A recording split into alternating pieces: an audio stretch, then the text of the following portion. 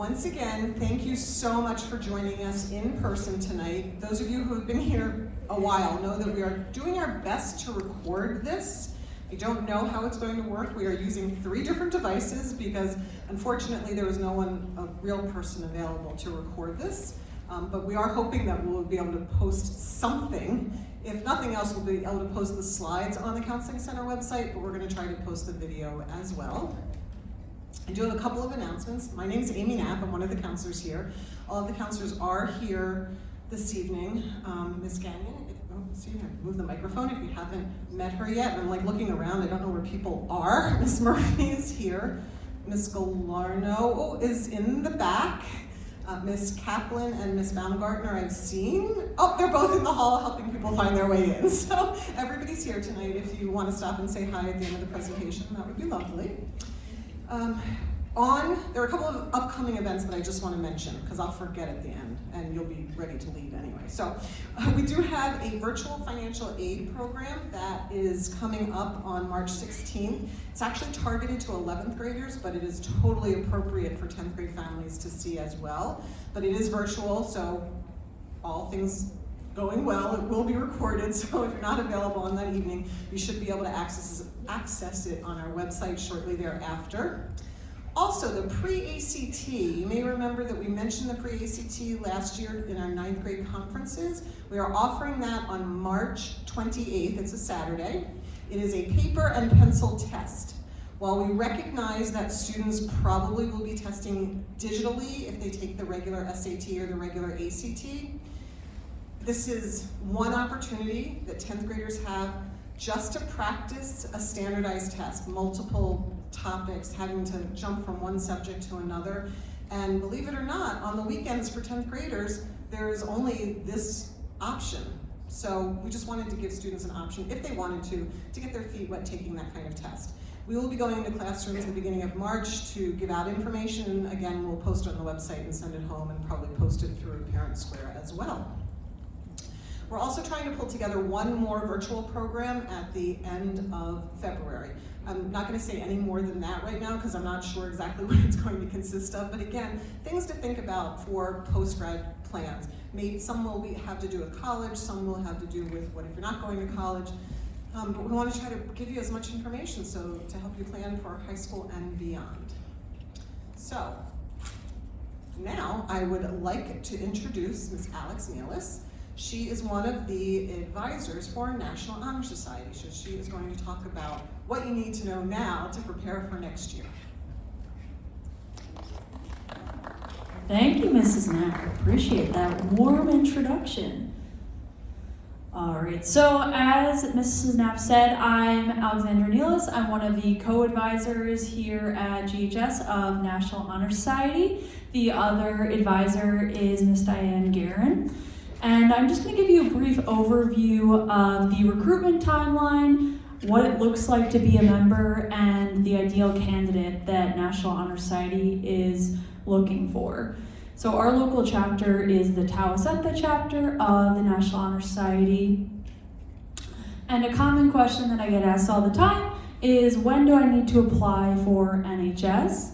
And the answer to this question is NHS, or National Honor Society, does not treat it as an application because application would mean that every student is able to apply.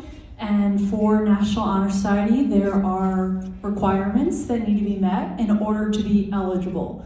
So it's important to start thinking about those requirements now if that's something that you or your student will be interested in.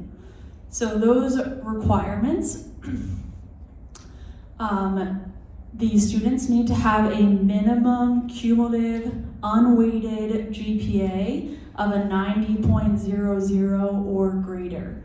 Okay, and that's only for their high school grades, so when they enter 9th grade, all the way through their first quarter of their junior year, that cumulative average needs to be 90.00. And rounding is not permitted. That is a national rule for it. So unfortunately, if a student has an 89.99 as their cumulative average, we cannot consider them for membership. So So something to keep an eye on, I believe they are on the bottom of the report cards, the cumulative GPA, so you can see where you or your student falls in that category. Another requirement to be eligible is that students have to have a minimum of 20 hours of qualifying community service complete prior to November 15th of their junior year. And qualifying hours, those are offered often through the school. They're often presented on the announcements that are daily, so volunteering at the elementary schools, being a tutor at our tutor center, helping with orientation here at GHS to welcome new students. Some common examples that do not qualify that we see would be babysitting or helping a family member around the house, and a counselor in training type program.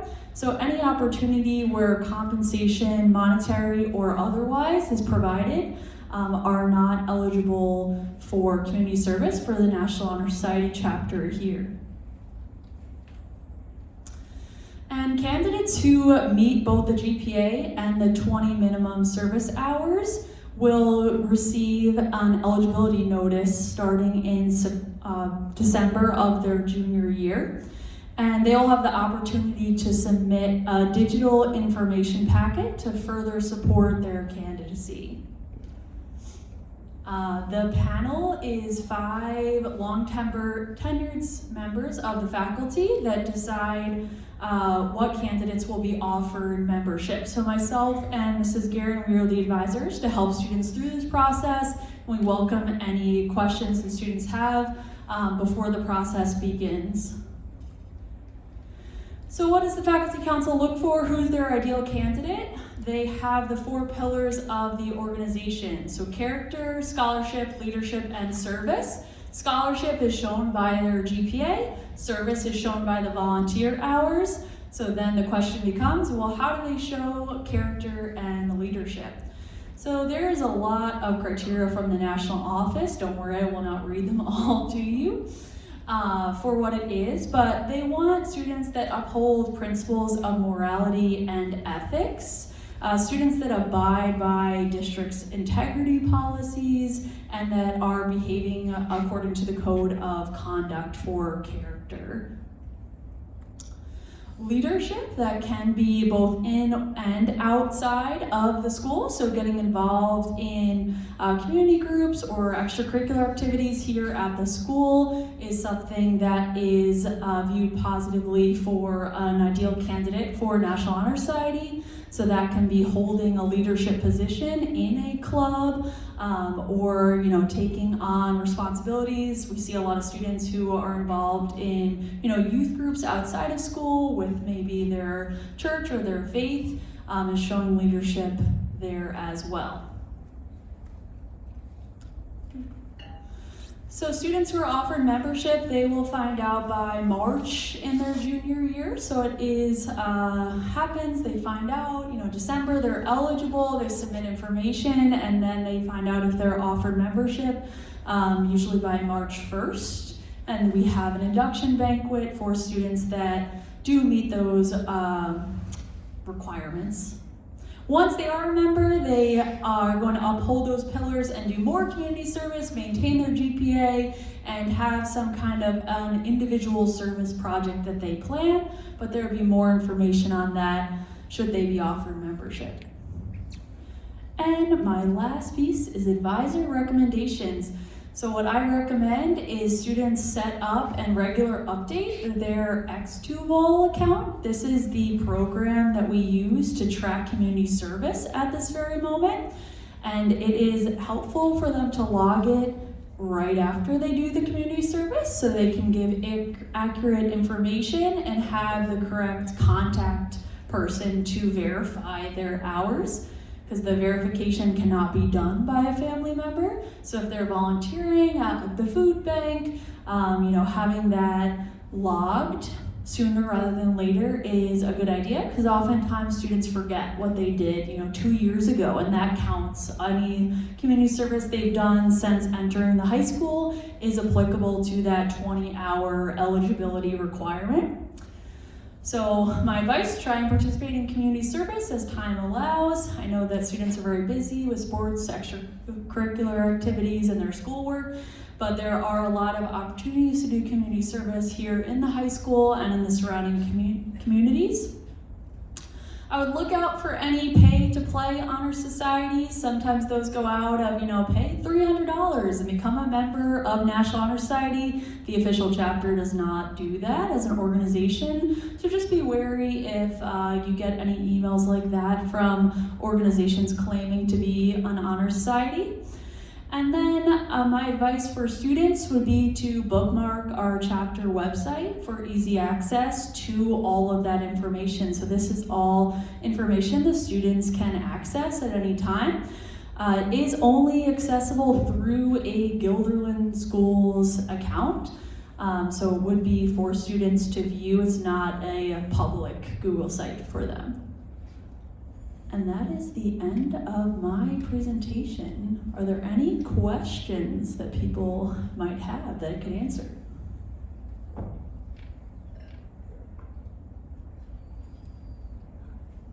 Yes. I have a question because after you get enrolled in that society, you said you need to complete 40 hours. So is there anyone who will check you finish that or any other follow-up for the 40 hours? Yes, so after they get accepted and they have that 40-hour requirement, that is something that we monitor as advisors to follow up that they have completed those 40 hours. Because we have to turn that information over to the national organization of National Honor Society to say who graduates and who met those requirements.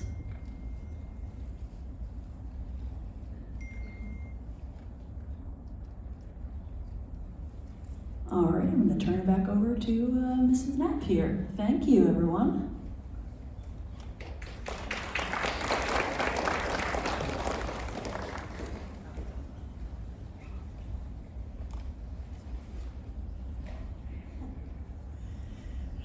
Thank you very much, Ms. Nealis. So, next up we have Katie Lesko, who is, I think this is still her title, I should have checked. No, Vice President of Enrollment Management, is that still your title? It is, and actually I've added a couple things. Oh, good. So I'm gonna let her mostly introduce herself. But anyway, at Sage Colleges, but she has a lot of experience in a variety of settings with four-year college admission and even some two-year college admissions. So we thought she would be the perfect person to come talk to you about the application process and the admission cycle. I don't know what else I want to say. I love it. Thank you. Thank you, Sadie. My name is Katie Lesko, and I am the VP for Enrollment Management, and they've just added Student Success and Persistence. And so really what that means at Russell Sage, what I do is I help students not just get them in, but get them out. And why it kind of works. And then go on and get elsewhere if they need to. So when you think about that perspective and what I can bring to this conversation, that's really what you're talking about too, right? Is that you're not just gonna enter into the search picking a school in order to talk about the nameplate on the, put the poster up or talk about it at the soccer games. But you're really thinking about where would my student be successful and graduate from, and what sets them up for success later on. If you're looking at the four-year path, the two-year paths, or even clinical and the trades.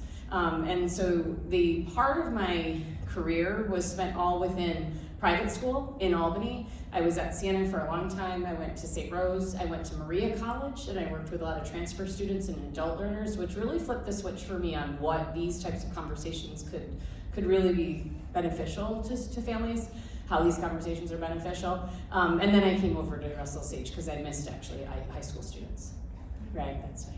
After a while, I was like, I need to go do something else. So that's where my background comes in, and I've been doing this since as I say to the students, since the turn of the century. In the 1900s, I was doing this. So I've read a lot of college essays. But the goal for me today is to help you figure out a little bit of a framework because it seems early to think about college, but if you have a framework, sometimes everything is just a little bit easier. Where to start, what choices that you're going to make, how you're going to approach this. And so the framework that, the framework that I like to talk about is the 3 fits. So the academic fit, the social fit, and the financial fit. And so when you think about what you're entering and you're really creating a list, right? That's what you're trying to put together, is a list of schools that might make sense for your student. The students are putting a list together that might make sense for them. And there's a lot of things that go into that list. But if you categorize it in 3 different fits, it'll help you understand why it's on the list. So the academics are about your academic profile, how the students are doing in the classrooms, the classes they've taken, the classes they're planning to take. Each student matches up to a college, typically in one of 3 ways. So a student, when you talk to colleges, they'll talk about the mid 50% of who gets accepted. That's an academic profile. Students have, you would have an academic profile. And if you match up into the mid 50%, that would be someone that could get into that school. A lot of choices go into it, and we'll talk about it. If you're in the top 25%, your academic profile matches into the top 25% of who gets in. That means it's a likely school for you. You hear some people say a reach school or a safety school. It's really like a likelihood that you'll get in. And then if you're in the bottom 25%, it's a reach school. Doesn't mean that if that school's on your list and you're in your academics match up to the bottom 25%, it doesn't mean that you might not get in. What it means is you might have to look at your application and do some extra things to strengthen the application. Just as you listen to the National Honor Society application process, they're looking at those 4 characteristics and those values, right? So you just sat through a presentation on why they're looking at those things. It's really the same thing that we do in college admissions.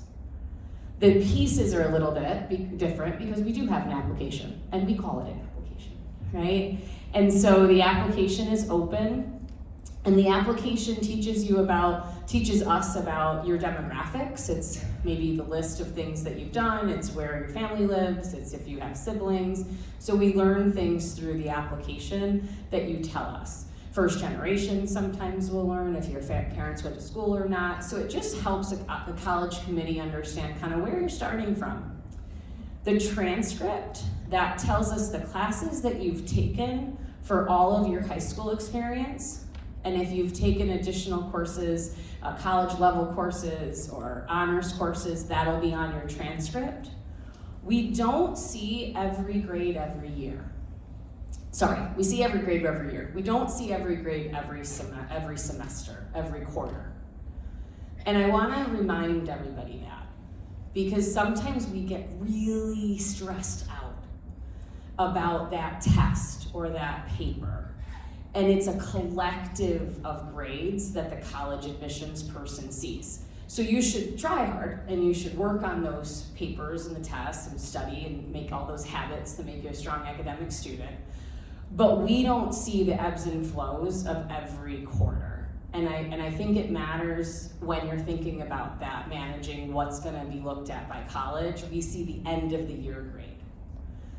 We see the classes that you'll take, and again, the levels, and then the grades. And then there's going to be average, cumulative average that we look at. And then colleges will break down those grades into the trends. So we see if you've gone up, we've seen if you struggled in math, always. We've seen if you've had good years and bad years. And we look at all of that to understand who you are as an academic student and what's the story you're trying to tell through the academics. The essay allows us to context. So the essay gives us an opportunity to know more about you. And students share lots of different things, but the idea is that it's telling us things that you might not show in your transcript. So it's kind of putting together, again, that story, and we'll talk about the story on the next slide. Letters of recommendation, testing, and the interests and activities, that fills out all of those different, those other pieces that contribute to your application. So when you think about the National Honor Society application, they're doing the same thing. You're looking at all your pieces. We don't necessarily look at how many hours of service that you did, but we look at that you did service or that you have contributed to your community in some sort of way. What's happened in the recent years with college admissions is unofficial volunteering has really come into play. I think COVID taught us that there's responsibilities outside of, it's not just about work or volunteering in school, but it's also about taking care of your family. And so there was shared responsibility, and you were able to put that on your college application as well. So again, you're just building your story. The academic story we look at is the academic match. The social fit are clubs and activities that you do in high school. Again, that shows up in your clubs and activity list.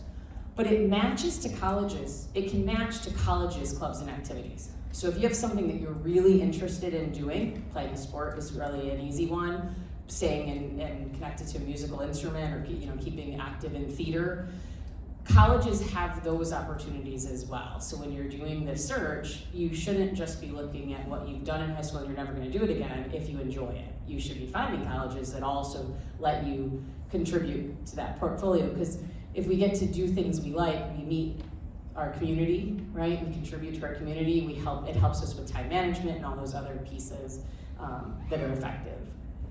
Your financial fit, many times students families lead with the finances of the conversation, and it should be something that you're starting to talk about. What is an affordable college option? The hardest part about the college process is the finances don't come in until the end. So you have to have the honest conversation, but you also really won't have the final numbers until the end. Making sure that you're able to have both of those at the same time allow the college search to become a broader search. And where I see families that I think successfully complete this is they look at different priced colleges. So you have more expensive schools, less expensive schools. They look at two-year schools and four-year schools at the same time. They don't automatically assume one or the other, and they learn about the process of transferring. And then they look at public and private. So I think what's happened is most of the time when we think about cost, we think public is less expensive. It can be, but there's also scholarships and opportunities in the private sector that can allow for the cost to be comparable, especially when you start to add in living on campus.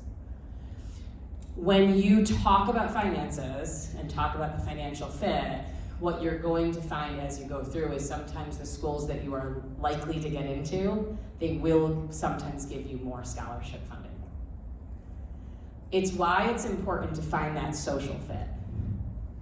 Maybe an honors program is something at a less expensive, you get a higher scholarship, less expensive school, but you're in an honors program and you don't need to be at that other school that you thought was more competitive, right? Because now you have a program that's very specialized. Maybe there's a really strong program in the portfolio that you realize, that's a really good deal. And it's a social fit, and I feel like my people are around me and that I can really thrive and flourish. And so that financial conversation you can have through those two other. If you only talk about finances, you miss the social and the academic. If you only talk about academics, I promise you it's very surprising when you get the bill. And if you only talk about social, we might miss a point or two. So that's why those three, and how we show up in the acceptance rate is through those materials there. But where you are now is really about the questions, right, to ask yourself. So I talked about the pieces that go into an application, the essay, the transcript. But really at the end of the day, this is a self-reflection process, especially where you are now. And so thinking about why you want to go to school, college, after high school, thinking about who you want to surround yourself with, thinking about what you like, what's your favorite subject, and what could that mean for my career. I regularly talk to people about wanting to get into nursing, but they don't like the sciences because they like to help people. Totally makes sense. But if you've ever seen a nursing curriculum, you need to kind of have an aptitude for the sciences. Because if you're in academics that you don't like, you're not going to do as well, and then you're not learning about dosage exams, right? You're not learning about the science component to nursing. And it really does matter because that's what persistence looks like. Are you asking yourself these questions to be able to understand what the college experience really can be? If you are a very social person and you want a large school, then that's awesome, but if you learn in a quieter setting, how do you balance that out? And so some of these questions will lead you through that. There's a ton of research online, and the couple websites that I've just used here are the interview questions to ask a college interviewer, but you can just ask yourself those questions too. There's also a guy called the College Essay Guy. And if you're applying to more competitive schools, he's got great resources. It's on the Instagram, and it's on, I think he's on like just a regular website too, but Instagram, it's called the College Essay Guy. And I absolutely appreciate how he approaches this process, because it's not just about getting in, it's about really thinking, where do I fit the best? And then what you really want to hammer down is, where do you want to go? So a lot of people put the list together, and maybe they have 10, 15, 20 on the list, and they don't visit any of the schools until they go through the application process. And you won't go through the application process until your senior year of fall. I can promise if you have 20 on a list and you're waiting to get accepted, there's not enough weekends in a family's life to try to get to all those places and do the search. And so in the spring semester of the junior year, it's a great opportunity if you want to do it a little bit sooner than summer. There's a lot of summer classes, summer opportunities for high school students to be on college campuses. And so I'd start to look at some of those things in our area. So the best thing about living in this area is you truly can connect to lots of different types of colleges just to see what a big school looks like, what a small school looks like, what an urban school looks like. Those types of things. The easiest way for me to explain what we do is to try to show you what we do. So we have an application, it has those packets, and this student applied for nursing, and their curriculum, their academic profile, so that academic fit, senior year classes of English and Algebra 2 and Trig, History and Environmental Science. Their GPA is an 88, went down to an 83 sophomore year, went back up to a 90, and then senior year grades are an 85. They didn't take chemistry. That's a tough one for a nursing program, because we look for the chemistry as part of the acceptance to the nursing program. Sometimes we have to figure out the why they didn't take that. Was it a tracking piece? Was it, we'll call school counselors and kind of work through that, because the grades are pretty good. So the question becomes, what was the choice that went into the classes, and how do we know more information? They are in student government, work at a grocery store, they play lacrosse, they visited campus, and their essay is about Graham and wanting to be a nurse because Graham got diagnosed with cancer. That's a standard essay that we read a lot of. And they should be caring about people in a helping role. So in the admissions process, we want to make sure the academic fit runs the charge, right? That's what we're focused on more than anything.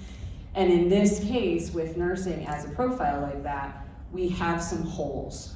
And it was based in the curriculum choices that the student made. But in the academics, they could match. So maybe it was a divorce in the sophomore year with the 83 average, and that's part of what made the grade go down. There's just so much more that we can unpack. A student like this, if they interviewed and explained, sometimes that's a really great opportunity to talk about why they want to go into nursing and talk about how their classes are. it would definitely be something where we look at how the trend of the classes specifically went.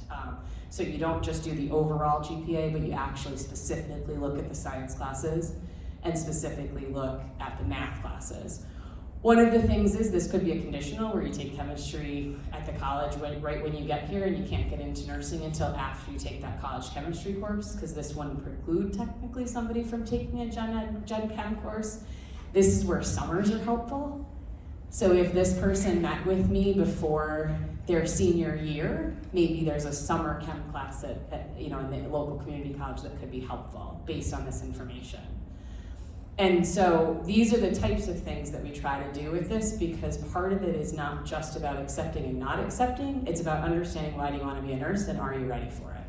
Because what you don't want to do is bring in students that aren't ready for that. We would like to meet this student. I think the admissions committee maybe would like to meet that student. This is actually my favorite one. So the biology major, senior year classes, English, pre-calc, history, no science, marketing, Spanish, and marketing class, no science class. Spanish, college level, has a 95, a 90, an 83 junior year. Senior year grades 85. Those 83s sneak up on you, not gonna lie. We can talk about why, but they do. Social fit. Well, remember, he's a bio major, applying to college as a bio major. Business club president, babysits the sister, music, works at the local garden store. His essay and recommendation was about the game-winning catch. We do get a lot of those too. And students asking about, the recommendation said that the students are always asking about marketing books, and he's got interest in business. What's the first thing you notice in an application like this? No science, and he wants to study bio. Help me out. What? Why? Why? Anything else? I noticed the rec, right? Should be a marketing major. So here's what I'm going to tell you probably what happened. This is my favorite. The application, right? You're filling out the application. Biology, B-I-O, right? L-O-G-Y, just start checking. Biology. And what major potentially comes after bio? Business. So the student could look very different by checking the wrong box, right? Or mom filled out or dad filled out the application and they have a different dream for their child. That never would happen for you guys, right? Never. But it's true. Conversations, oh no, you're planning to be a doctor, typey. And what we get to do, and I think it's a special superpower, is read through lots of materials, right, quickly, to get a synopsis like this to say what makes sense for the student, and what does that make sense for the student to be at Russell Sage or wherever, to be able to come in and thrive. And as quick as it could be that you check the wrong box, or that someone was helping you and didn't have necessarily the right information about you, you could be in a different type of review. Because it doesn't really make sense they're a bio major, and bio is one of the hardest majors to be accepted to. And so when you have a large pool, and it's a competitive pool, we wouldn't necessarily take the student because it kind of doesn't make sense. In a smaller environment, you call and you say, did you mean to be a business major? We have done your application review and we're thinking that maybe there's some things. We call the school counselors. And we say, this looks a little odd. What can you tell me about this story? And it's like, oh yeah, they definitely meant to do that. Or let me call them down and talk through, what the process should be or could be. And then the other thing though is if they still want to stay biology. So if they want to stay biology, they might not get into the school of their choice. And the better part is that the conversation around it could be they go into an exploratory program. If they really want to be at that school, they might have to switch a major. But then you have to figure out exactly if that's right for you or not. But I always use this example because I feel like it really highlights, and it was a real student, right? It really highlights how all of those pieces come together. my advice to all of you is to kind of put that portfolio using those questions and thinking about your own student's experience and think about what would each of these pieces say. And that'll help drive your conversations to make it better, so, or make it easier on you. Question. Yes? So, the essay in rap, so what if he explained or she explained a little bit more detail, you opened down maybe a call, and they explained a little bit, oh, I can go into detail a little bit better, will they be considered for it? So the question is, if the essay addressed what we saw. So if the essay talked about why they wanted to go into biology as a major, would that change kind of the synopsis? It could. The conversation still might be, what classes did you take junior year and why don't you have a science senior year? Because again, academic fit leads the charge. And if somebody's trying to get into biology without a science senior year, that makes it harder because the pool is more competitive. And most of the students going into sciences, biology, have a senior year science, right? So that's where the competitive piece comes into play. If they talked about it, the other conversation to have, if I ended up with it, is about why I would drive it a little bit differently. And that's just years of being able to talk to students through what does it really mean to you and how does that work. School counselors are great at that too. But the key is reviewing your app, seeing all those pieces before you go through. But the choices you make now and the habits you're building now are really what you're setting yourself up to create that snapshot for yourself. I'm gonna leave it there. Do you have any other questions I can answer? Yeah. Got a question.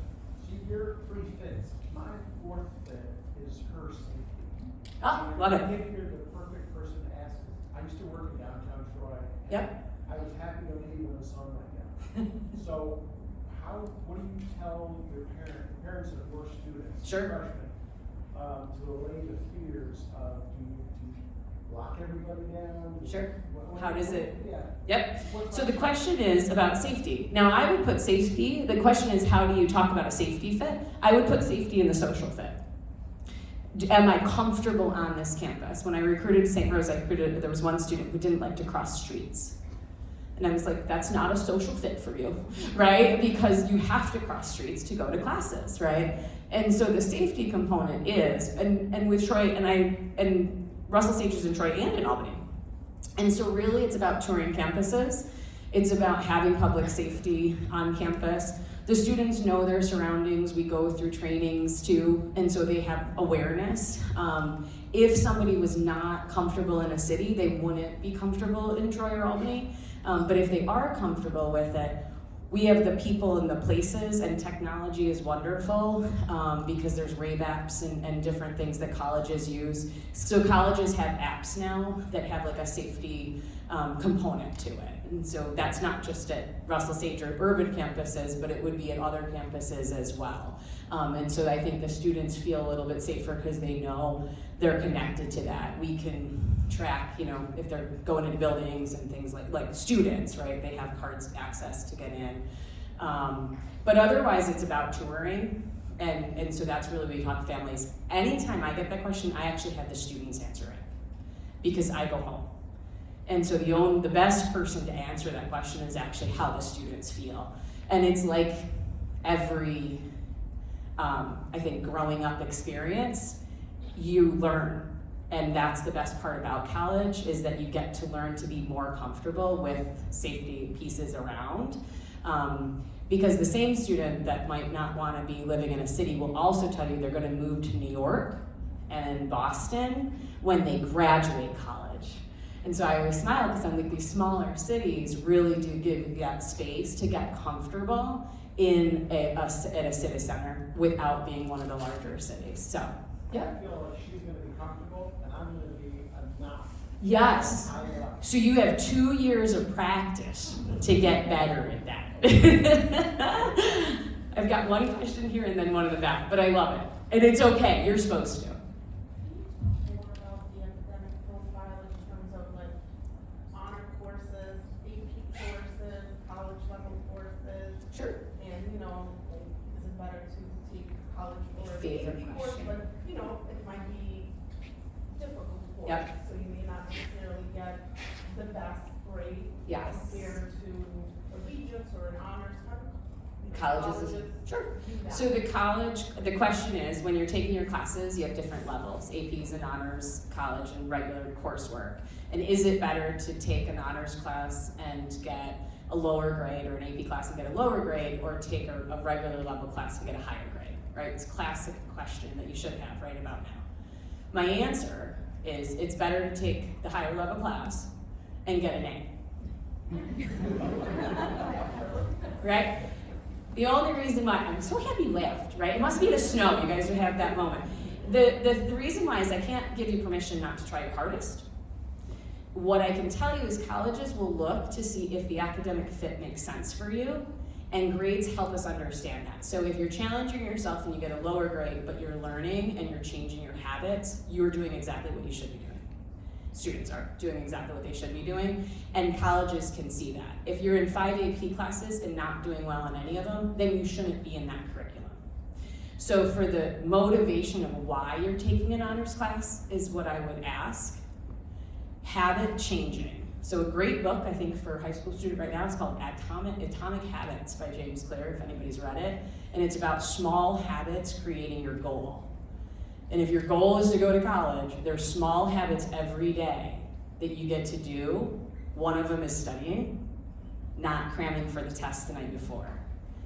That is the difference of learning how to study, of how grades will change, will follow. But there's also classes classes we aren't. So the reason why I said the comment about why does an 83 show up a lot? And sometimes an 83 shows up because you're in a high level curriculum, but you're not doing as well.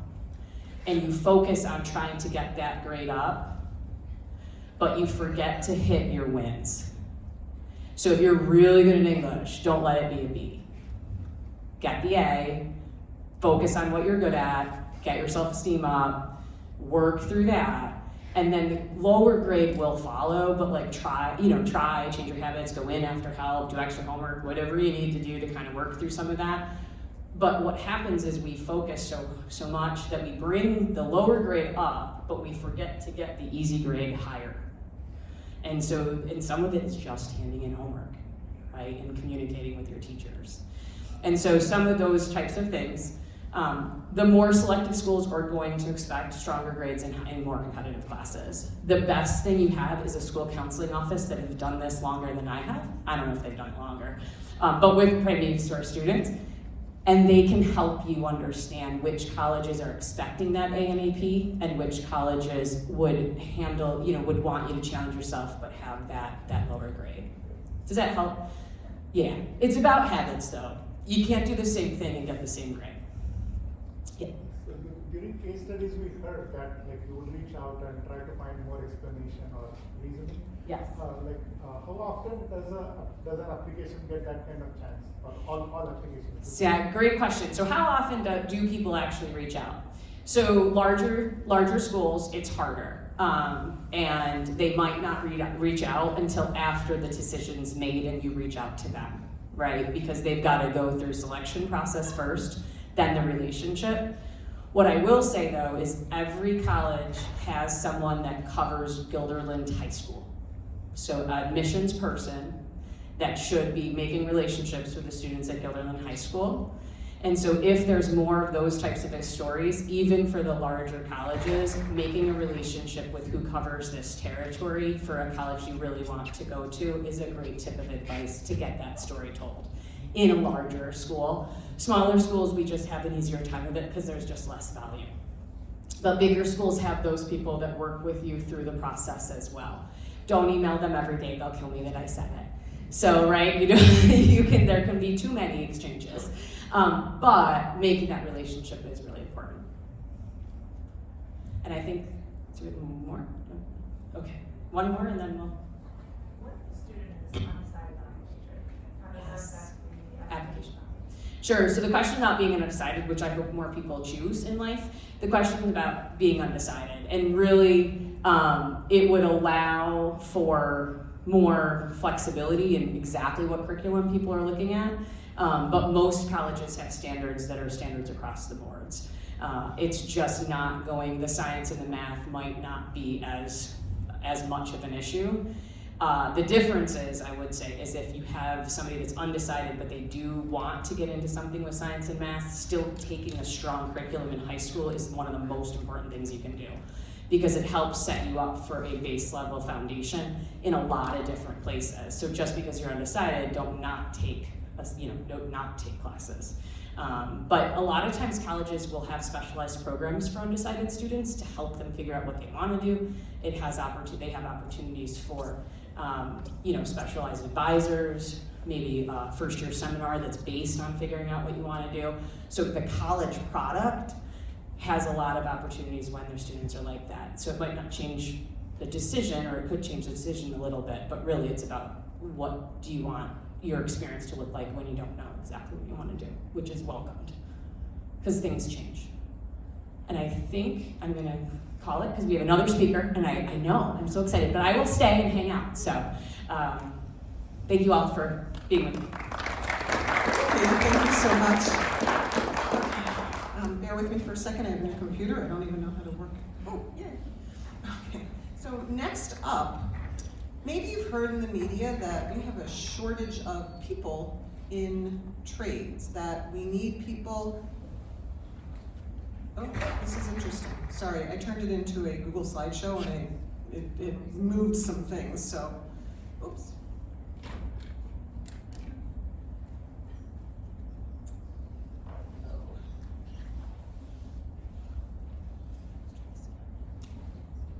Really technically challenged tonight, I'm so sorry. Anyway, so as you know, well, you may not know, but we do actually have a shortage of people in trades. And in this area, we are so fortunate to have Hudson Valley Community College because they have so many trade programs there. Now, some people may pursue a trade while they're still in high school. They'll go over to CTE and they'll major in culinary arts or something like that. But a lot of people, they're in high school, they're doing their thing, they're going through, and they're not really sure what they want to do. So it's not until they are facing graduation and what am I going to do next that they're thinking about, you know what, I think I want to do something more hands-on. So we are going to shift gears right now, and we are going to talk about how to pursue something that is more hands-on once you leave high school. And so I'm introducing Mark Taylor, whose title is Assistant Director of Admissions at Hudson Valley Community College. Thanks, Mark. Thank you. Welcome, everyone. Boy, we need a moment here. Can I just have you put your hands up together? Just shake them. Pretend the snow's not here. Do you want to take a moment just to stand up for a second? I promise I'm not going to take till 8 o'clock or anything, but take a moment to stand up, say hi to your family members there. You guys want to sing a song at all together? We can do that. No. Not saying that whatsoever. You did great. Yeah. All right.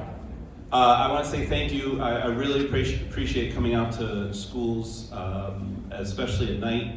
I really appreciate parents getting to be a part of these presentations, so thank you for taking this time.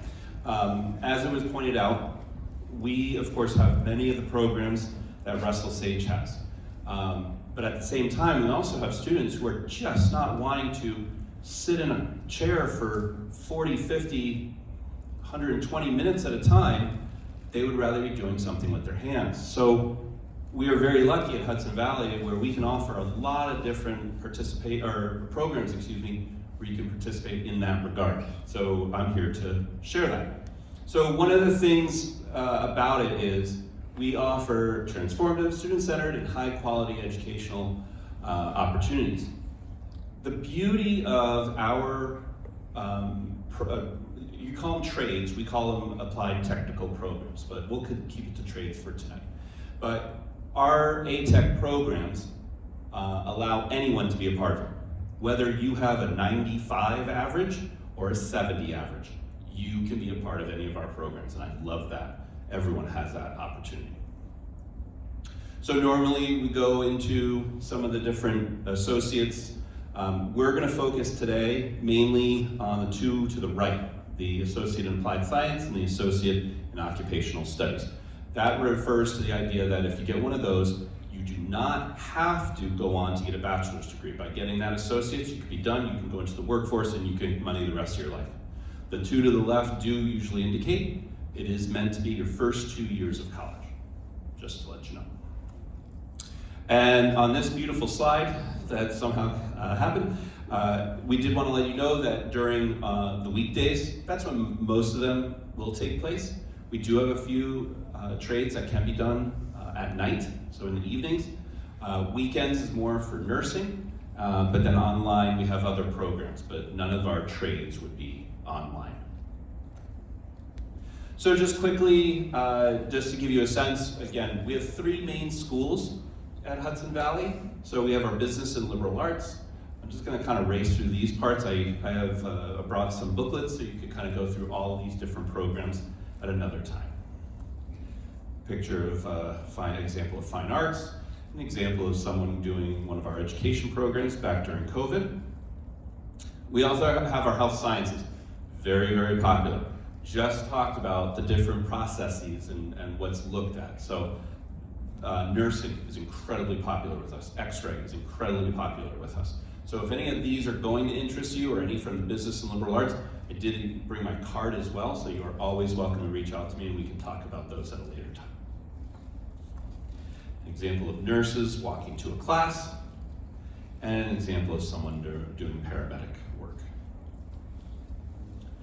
So this is my bread and butter. This is the programs that I focus on, are the STEM programs. So if you look all the way to the left, we have our Applied Technologies Department, and I'm going to go through a number of those, but they're listed right there. And then the third column are some other ones that I will be talking about today. We offer computers, we offer different sciences as well. Again, I would be happy to talk to you at another time about any of those.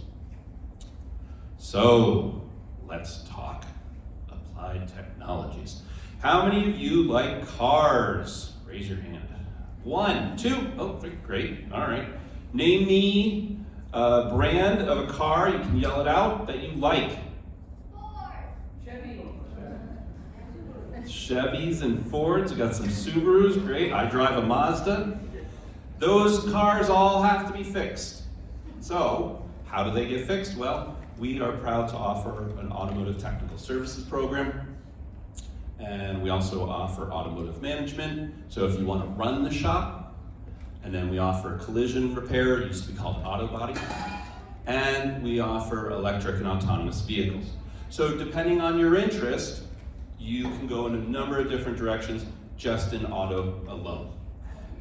We do now offer that if you, let's say, do the first one, automotive technical services, we offer certificates for collision repair and certificates for electric and autonomous vehicles if you finish those. So in theory, in 3 years with us, you can be that much more marketable for any dealership or any car shop that you want to be, because not only will you deal with some of our quote-unquote older or more traditional cars, but you will now have a sense of all the cars of the quote-unquote future. By the way, I'll go through these and then questions after the programs. And those are all 2-year programs, by the way. Those are all 2-year programs. Our HVAC, heating, air conditioning, 2-year program. It goes through mainly the problem-solving side of things. And I was a little surprised when I learned that myself, and I said, well, what about the install and stuff? And they were saying, this is so easy. The install is nothing, because it's already set for you. You have to figure out what's going on with the thing. So they take the 2 years to focus on the air conditioners, to focus on the heaters, things like that. So it is all about the problem solving. For construction, we offer 2 different programs. We have our 1-year construction certificate, and then we have our 2-year construction technologies.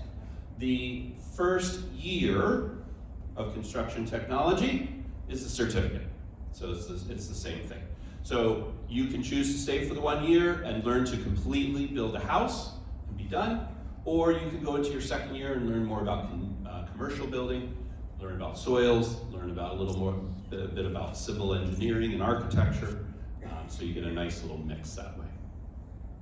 We also offer CNC machining, which used to be called advanced manufacturing technology. Again, if you really like to work with your hands, this is a great one because you're sculpting metals and plastics with machines. First year, it's all hands-on. Second year is all about how do you use machines to do that sculpting. Even some robotics in that, so I know that's pretty cool. Again, 2-year program for the CNC machine. This is our big one, electrical. We have our 1-year overhead electric line worker certificate, and we have our electrical construction and maintenance. Again, we have very big demand for those. We have wait lists where people who pretty much who applied this year are having to wait till next year to go into it. And I don't mean fall 26, I mean fall 27. So, but similar to what I just told you with construction, the overhead certificate, 1 year. The first year of the electrical construction and maintenance, same exact thing.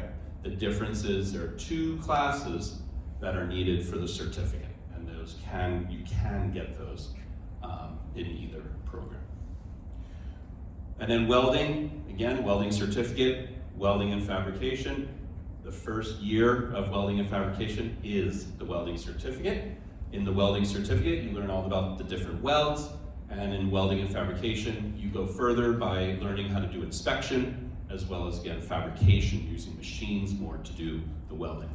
By the way, with the electrical, I apologize, you can work for a national grid, you can work for a commercial electrician, you can work for a homeowner's electrician, so you can go in many different directions for those. And then we have what we call our technologies. So we have our architectural technology, civil engineering technology, electrical engineering technology, mechanical engineering technology, and mechatronics. Now, when you see the word engineering next to it, it is true, you will definitely have some of those sit in your seat type of classes with physics and calculus and things like that, but you'll also get some hands-on with each of those departments. So some different things to think about. So before I go on, do you have questions about the programs themselves? Well, okay. Please. Is there a program for plumbing? For plumbing? Yes. No, so great question. No specific one for plumbing, but during your construction, the first year or the certificate, you will get some basic electrical work, basic plumbing, things like tiling and roofing. You will get a sense of all of those, but they'll be basic. You won't get a full 2 years on any particular one. Okay, thank you. Thank you. All right, and there's some civil engineering and some welding. I love this picture because it shows a female welding. And one of the things we are really trying to push is that we want male and female students doing all these different trades, because it shouldn't just be male dominated, it should be everyone dominated. So I hope everyone is encouraged to think about doing these trades. So, what does it take to get in? I really appreciated Russell Sage telling you that you'll look at the application, of course, but you'll look at an essay, you'll look at some interviews, you'll look at recommendations, you'll look at absolutely, my daughter is wanting a 4-year college. I completely understand that. We don't do that. We are simply going to look at your math grades and your averages, okay? Any of those certificates, or things like the automotive, the construction, the electrical, the welding, CNC machining, we are going to look at one math class, algebra or geometry or algebra 2, 70 or higher. You can't look at business math, CTE math, can't consider those. Can't say intro to algebra, it's got to be into algebra, like a Regents algebra, okay? So we look at that, 70 or higher. And an overall average from high school, 70 or higher, okay? If you're looking at the mechanical engineering tech, civil engineering tech, mechatronics, things like that, then we look at 2 of your math classes, 70 or higher, average 70 or higher. Questions on that? Okay. That math is big because we have a number of students who will sometimes say, well, I just didn't do well. Well, as we pointed out earlier, you have your summers. So if you didn't do so hot in one of your classes, you can take a class over the summer and make it up. Okay? How many of you are juniors? Oh, no juniors here today. Oh, 10th grade. Okay, so we won't go into what you need to do for now. All right. So this is just an example that scholarships are available for trades. Okay. The majority of those will be found externally, but there are absolutely scholarships available. And of course, financial aid is available too. And so it's not just about you being thrown into those classes, best of luck, go make lots of money after. We understand that you may need academic support, and so we do offer that even for the trades. So I look in the middle, for example, Center for Access and Assistive Technology. A number of you might be on an IEP or a 504, which means you need accommodations. That's awesome. We have an office to help you with that. So if there's something where you need extra time, we make sure that you will get that extra time during testing. You a quiet place to do it, we will find ways to accommodate your needs. You will need to take math during your time with us. So if you need that, we have our learning centers. So we have a math learning center. We have a writing one, but you wouldn't need writing for the trades. You pretty much, hopefully you can write a couple words, like $1,000 for whatever. Thinking about a bill I had to deal with recently. Anyway, I won't go into it now. Oh, but you might get stressed as well. Maybe something is, overwhelming you. There's a lot to wiring in a small setting. You could be overwhelmed, and so I really appreciate at the bottom, we offer a wellness center. We do offer counselors. So 19-to-1, that's the norm. That's if you go to other classes. Go to a psychology class that we offer. Go to a music class that we offer. 19-to-1. Here, for trades, 16-to-1. That's it. Welding, 14-to-1. That's it. So what I really appreciate is that we want to make sure that everyone will succeed. And so everyone's going to get the attention and support that they need. Now, again, trades are the AAS, Associates of Applied Science or Associates of Occupational Study. Doesn't mean you will transfer, but if you wanted to, we can help you find a school to transfer into. If you wanted to go further with it in some way, we can help you with that. The beauty of our trades, we have fairs, job fairs. Sometimes they're at the beginning of your time with us, so you can actually kind of get some experience as you're learning the job. And so we offer those fairs to give people opportunity to get that experience while learning with us. I love bragging about our internationals. I work with a lot of those international students, and I love the fact that they come in and they want to learn about automotive that much more. And they find that coming to our school from another country is that more beneficial than just doing it at their own country. I appreciate that.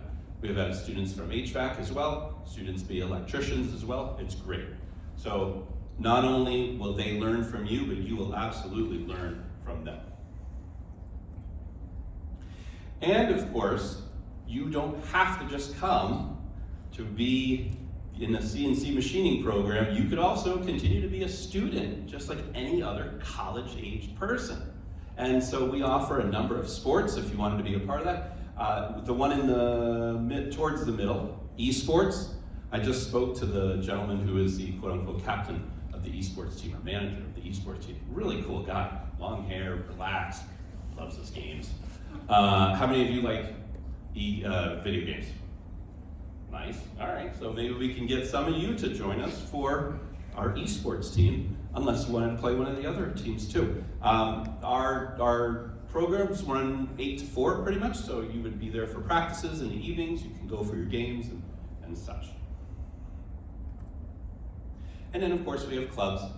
And so, for example, on Mondays, the 2 o'clock hour, there are no classes because we devote it to clubs. So we want people to be involved in one way or another. So you can choose to be a part of that or not.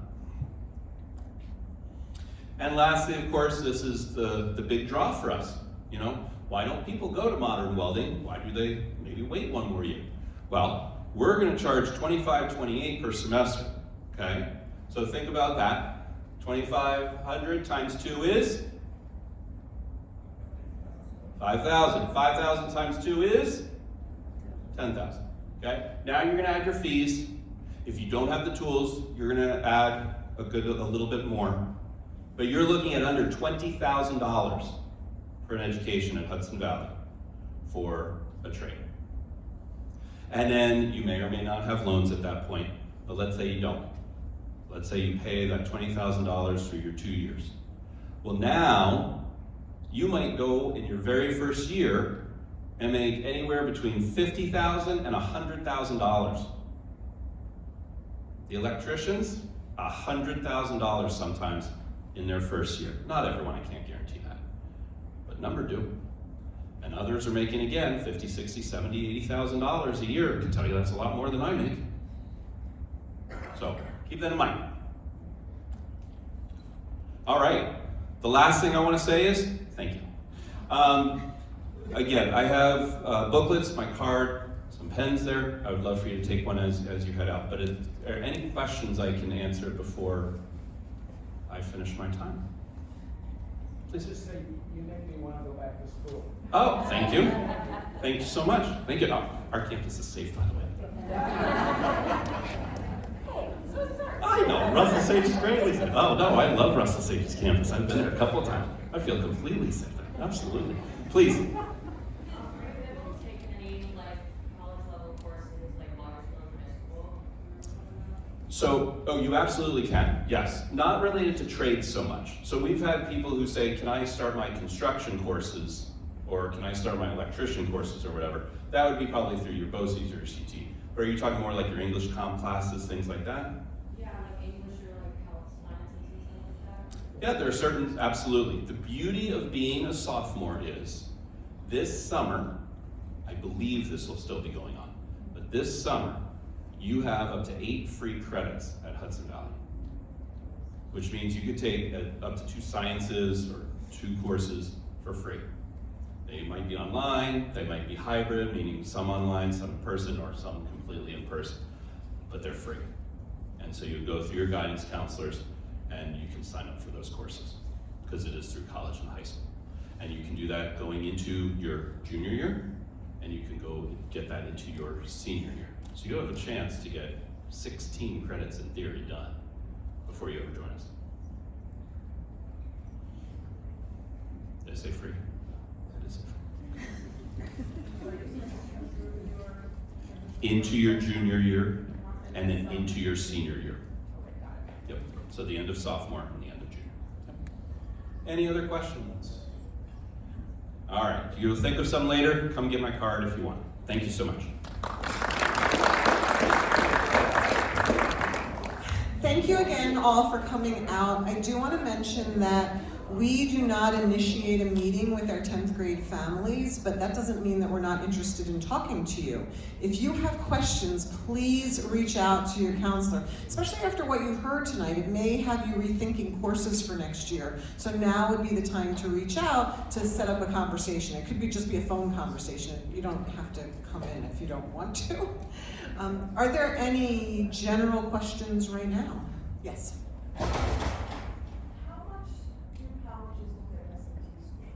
It's an excellent question. You have a student has a 95 average, but when it comes to taking tests, they're terrible.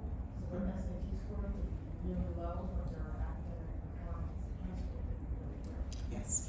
So overall, I don't have they all take it into consideration this much, or they don't care, because it's different for every college and it keeps changing every year. The question was, how much do colleges consider standardized tests like SATs or ACTs? So I get more and more emails from colleges that, you know what, even though we didn't require the SATs, we kind of miss it, so we're including it now. And then I get emails from other colleges that say, we don't care about test scores. Submit them, don't submit them, that's entirely up to you. So it may make sense to look for colleges that will either consider them or not consider them, where it's what we call test optional, Or it may be that even if a college requires it, they may not put that much weight in it, so that when you visit colleges, when you go out to take a look at, how do I feel on this campus? Does this feel like the right fit to me? It's an excellent question to ask the admissions office to see how much it's weighted. Katie, you're shaking your head. Do you want to add anything about that? Yeah. The only tip I'd say is you're going to look at that academic profile. If your SATs match up to the average or higher, submit. If they're below average and it's a test optional, don't submit. That's going to be the rule of thumb to give it really clean. Then don't submit. They will look at them exactly what Amy said. But in that rule, like if you're matched up and they don't require them, don't submit them. And it will be up to you. I'm not speaking English anymore. You will submit to each college individually with your SAT scores. Your high school transcript is your high school transcript. That's going to go to college as is. But you'll choose where to send those scores. So what we do, I can't believe I'm about to say this and then it's going to be on this video that will forever be, but I don't love standardized tests because I don't think that they're always an accurate representation of what a student's ability is. But I still encourage all of my students to take them, because what if you need them in order to be able to apply to a college that you want to apply to? So we encourage people to take them, not until spring of your junior year. This is why we offer the pre-ACT as a practice. It's designed for 10th graders. But the SATs and ACTs are really testing what you've learned in high school. So we want you to learn as much as you can in high school before you take that test for real. And then you can take them again in fall of your senior year if you want to. So we offer the pre-ACT to 10th graders. We will offer the PSAT to 11th graders in the fall. It's a national test date. We don't even get a choice about that one. And then you can take both the SAT and the ACT in the spring. You can choose between them. Most colleges will accept either one of them if they require them.